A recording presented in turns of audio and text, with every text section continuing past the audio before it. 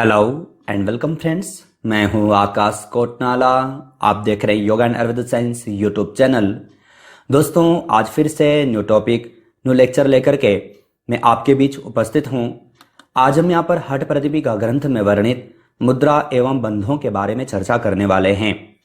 हठ प्रदीपिका ग्रंथ हो या फिर योग के सभी ग्रंथों से संबंधित आपको चैनल पर 650 प्लस लेक्चर्स दिए जा चुके हैं। आप इन्हें देख सकते हैं, कुछ नया सीख सकते हैं। हमने हठ प्रदीपिका ग्रंथ की सीरीज प्रारंभ की है, जिसके अंतर्गत अभी तक हम आपको यहाँ पर 25 प्लस लेक्चर्स यहाँ पर दे चुके हैं। इसी को आगे बढ़ाते हुए आज हम यहाँ पर मुद्राओं के बारे में यहाँ पर चर्चा करेंगे। ये सब जानने से पूर्व अगर हम ग्रंथ का परिचय रिपीट करें तो जैसे कि हमने पिछले लेक्चर्स में भी चर्चा की है कि हठ प्रदीपिका ग्रंथ हठ योग का एक मुख्य ग्रंथ माना जाता है। इसके प्रणेता स्वामी स्वात्माराम जी हैं। हठ योग के अनेक ग्रंथ हैं, उनमें से एक मुख्य ग्रंथ है हठ प्रदीपिका, जिसके प्रणेता स्वामी स्वात्माराम जी हैं। आपको ध्यान रखना है, यह जो ग्रंथ है 4 उपदेशों में विभाजित है, जिसके तृतीय उपदेश के अंतर्गत हमें मुद्राओं और कुंडलिनी शक्ति के बारे में पढ़ने को मिलता है। तो कुंडलिनी शक्ति के बारे में हम पिछले लेक्चर में चर्चा कर चुके हैं। आज हम यहाँ पर मुद्राओं के बारे में जानेंगे। तो यहाँ पर मुद्राओं के बारे में जानने से पूर्व यहाँ पर आप देखेंगे मुद्रा एवं बंध आखिर क्या है। तो जैसे कि हमने घेरण संहिता के लेक्चर में भी देखा था, वहां पर हमने जाना था कि मुद्रा एवं बंध क्या है। तो आप देखेंगे योग में मुद्राओं एवं बंध का स्थान आसन और प्राणायाम से भी बढ़कर है। तो आपको ध्यान रखना है, योग के अंतर्गत जो मुद्राओं का जो स्थान है वह आसन एवं प्राणायाम से उत्तम माना गया है। कहा क्योंकि इनका अभ्यास हमारे प्राणमय और मनोमय कोश को प्रभावित करता है।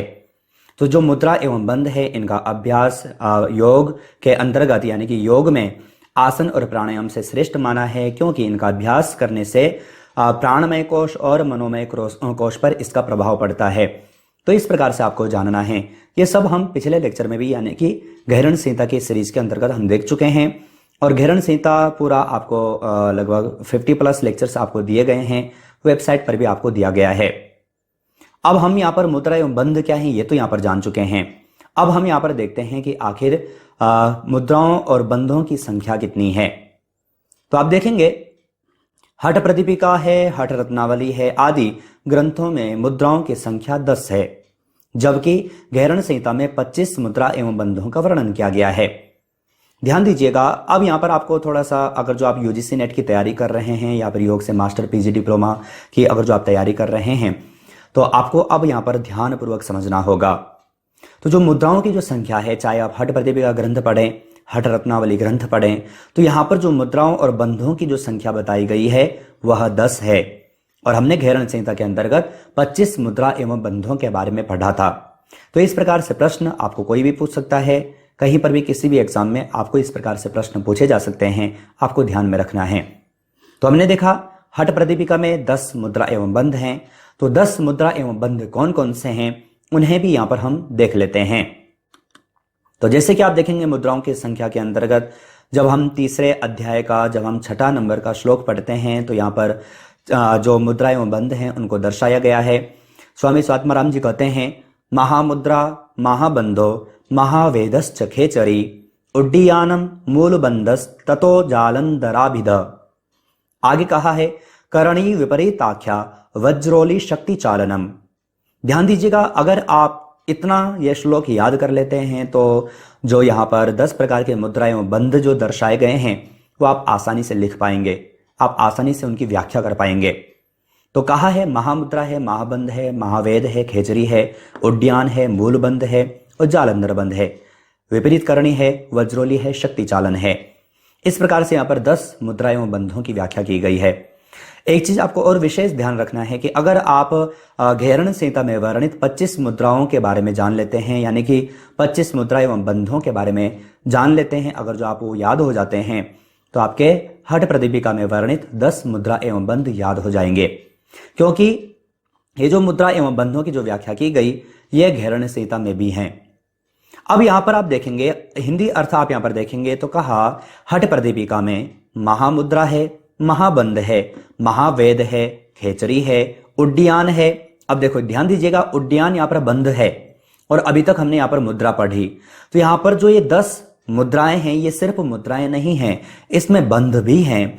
तो उड्डयन बंध है, मूल बंध है, जालंधर बंध है, तत्पश्चात विपरीत करणी मुद्रा है, वज्रोली है और शक्ति चालनी है। और इसके पूर्व आप देखेंगे महाबंध भी है।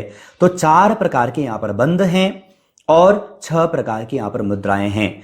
दोनों को मिलाकर के 10 जो बंध और मुद्राओं के बारे में जाना जाता है। तो इस प्रकार से आपको ध्यान रखना है। देखो मैं फिर से कह दूं कि इस प्रकार से प्रश्न कहीं पर भी इंटरव्यू वगैरह में आपसे पूछे जाते हैं। तो आपको ध्यान रखना है 4 बंध हैं और 6 मुद्राएं हैं। इसके पश्चात हम यहां पर मुद्राओं के लाभ के बारे में यहां पर देखेंगे कि मुद्राओं के अभ्यास से क्या लाभ प्राप्त होता है स्वामी स्वात्माराम जी के अनुसार, ग्रंथ के अनुसार, वो हम यहां पर देखेंगे। इससे पूर्व आपको बता दें जो 10 की 10 मुद्राएं एवं बंध है, अगर आप चाहते हैं इनके अलग से लेक्चर तो अगले आने वाले लेक्चर्स में आपको हठ प्रदीपिका में वर्णित इन मुद्रा एवं बंधों के बारे में भी बताया जाएगा। अगर जो हम घेरण संहिता की चर्चा करें तो घेरण संहिता में सबके बारे में हम चर्चा कर चुके हैं। अब यहां पर मुद्राओं के लाभ क्या हैं, तो यहां पर इसके लिए हमें 7वें नंबर के श्लोक में यहां पर पढ़ने को मिलता है। कहा इदम ही मुद्रा दशकम, आगे कहा जरा मरण नाशनम आदिनाथोदितम दिव्य मष्टेश्वर्य प्रदायकम, आगे कहा वल्लभम सर्वसिद्धानाम दुर्लभम मरुतामपि। ध्यान दीजिएगा, इदम ही मुद्रा दशकम, 10 प्रकार की जो मुद्राएं हैं इनके द्वारा क्या होता है, जरा और मरण इनका नाश होता है। आप हिंदी अर्थ यहां पर देखें तो कहा इस प्रकार इन मुद्राओं का अभ्यास बुढ़ापा व मृत्यु को दूर करने वाली एवं 8 प्रकार के दिव्य ऐश्वर्यों को देने वाली हैं। अब ध्यान दीजिएगा, यहां पर कहा कि बुढ़ापा व मृत्यु को दूर करती हैं। अब यहां पर बुढ़ापा व मृत्यु को दूर करने का तात्पर्य यह नहीं कि जो साधक, जो व्यक्ति इनका अभ्यास करता है न उसे बुढ़ापा आता है न उसे मृत्यु आती है, इसका तात्पर्य यह नहीं है। कई बार हम देखते हैं ग्रंथों में इस प्रकार से लिखा होता है, तो जो पढ़ने वाले होते हैं, जो छात्र होते हैं, वो यहाँ पर प्रश्न खड़ा करते हैं कि ऐसा कैसे हो सकता है।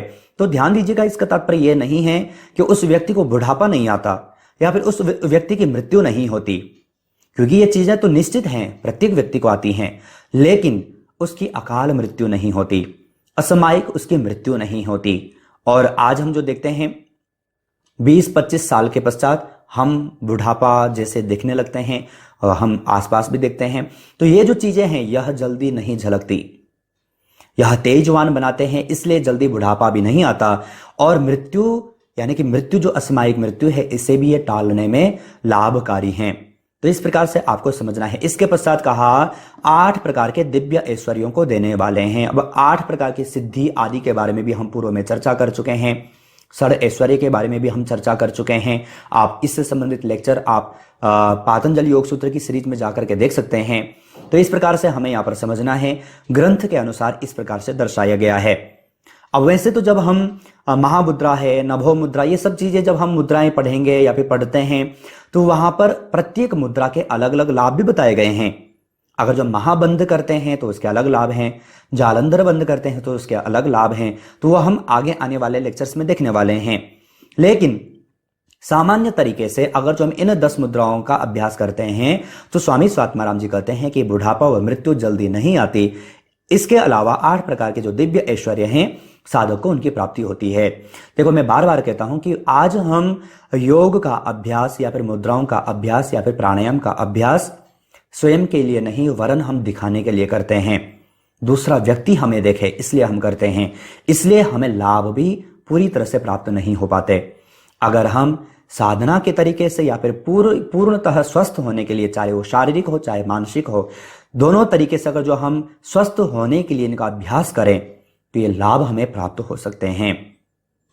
इसके अलावा और भी यहां पर आप देखेंगे, अगर जो हम मुद्राओं का महत्व यहां पर देखते हैं तो ग्रंथ के अनुसार मुद्राओं के महत्व को दर्शाते हुए स्वामी स्वात्माराम जी कहते हैं 8वें नंबर के श्लोक में कहा गोपनीयम प्रयत्नेन यथा रत्न करंडकम, आगे कहा कस्य चिन्नेव वक्तव्यम कुलस्त्री सुरतम यथा। ध्यान दीजिएगा, कहा गोपनीयम प्रयत्नेन यथा रत्न करंडकम कस्य चिन्नेव वक्तव्यम कुलस्त्री सुरतम यथा। अब ध्यानपूर्वक समझे, कहा कि रत्न की पिटारी के समान इन्हें गुप्त रखना चाहिए। किनके बारे में कह रहे हैं? मुद्रा एवं बंध के बारे में कह रहे हैं। कि जिस प्रकार से हम रत्न की पिटारी को संभाल कर रखते हैं, गुप्त तरीके से रखते हैं, उसी प्रकार से इनका अभ्यास भी हमें गुप्त तरीके से करना है। और हठ प्रदीपिका के ग्रंथों को जब हम हटियों के ग्रंथों को पढ़ते हैं तो वहां पर तो इसी प्रकार से दर्शाया गया है। आज वो बात अलग है कि आज हम व्यवहार में कहीं पर भी हम इनका अभ्यास करते हैं, वरन प्राचीन काल में इनका अभ्यास गुफाओं में ऋषि मुनि आदि करते थे। व्यवहार में ये चीजें हमें देखने को नहीं मिलती थी, या फिर व्यवहार के लोगों को ये सब चीजें देखने को नहीं मिलती थी। और आज ये जनमानस जिसको आवश्यकता नहीं है उसको भी हम दिखा रहे हैं, उसको भी हम अभ्यास करा रहे हैं, तो कहां से वो लाभ प्राप्त होंगे। तो कहा कि इनका अभ्यास यह कैसे हैं, गुप्त रखने योग्य है, जिस प्रकार से हम रत्न से भरी पिटारी को गुप्त रखते हैं। इसके अलावा कहा जिस प्रकार कुलांगना का संगम चर्चा का विषय नहीं है, उसी प्रकार इन मुद्राओं को भी चर्चा का विषय नहीं बनाना चाहिए। जिस प्रकार से स्त्री के साथ में संगम करने के पश्चात वह जो चर्चा का विषय नहीं है, उसी प्रकार से कहा कि इन मुद्राओं एवं बंधों का अभ्यास करने के पश्चात ये सब चर्चा के विषय नहीं हैं। तो इस प्रकार से हमने यहाँ पर मुद्रा एवं बंधों की चर्चा की, उनकी संख्या को जाना, उनके लाभ के बारे में जाना और उसके महत्व को जाना। आशा है आप अच्छे ढंग से यहाँ पर समझ चुके होंगे। आगे के लेक्चर्स में हम प्रत्येक मुद्रा बंध को अच्छे ढंग से समझने वाले हैं। तो अब लेक्चर के अंत में आप सभी जानते हैं कुछ प्रश्न मैं आपको देता हूं, अगर आप चाहें तो इनका सही आंसर वीडियो के कमेंट बॉक्स में भेज सकते हैं। प्रथम प्रश्न आपको दिया गया है, निम्नलिखित में से कुंडलिनी शक्ति के अन्य नाम हैं शांभवी, महापथ, शून्य पदवी, ये सभी। तो कुंडलिनी शक्ति के बारे में हम पिछले लेक्चर में चर्चा कर चुके हैं। अगर आपने वो लेक्चर देखा होगा तो आप सही आंसर छांट करके वीडियो के कमेंट बॉक्स में भेज पाएंगे। दूसरे प्रश्न की ओर चले, निम्नलिखित में से हठ रत्नावली में मुद्राओं की संख्या है 8, 10, 15, 25। सही आंसर क्या है, छांट करके वीडियो के कमेंट बॉक्स में भेजिएगा।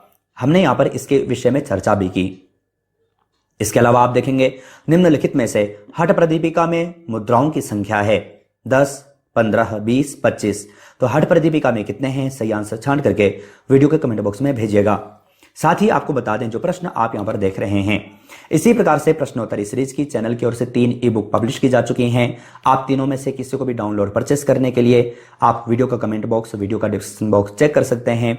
इसके अलावा अगर आप चैनल के योग स्टोर पर आते हैं तो आपको योग संबंधी कई सारे टूल्स भी मिल जाते हैं, जिन्हें आप घर बैठे ही स्पीड पोस्ट के माध्यम से मंगवा सकते हैं। तो ये सब के लिए आप वीडियो का कमेंट बॉक्स, वीडियो का डिस्क्रिप्शन बॉक्स चेक कर सकते हैं। नेक्स्ट चौथे प्रश्न की ओर चलें, निम्न में से हठ प्रदीपिका में मुद्रा बंधों का वर्णन किस अध्याय में है। प्रथम, द्वितीय, तृतीय, चतुर्थ।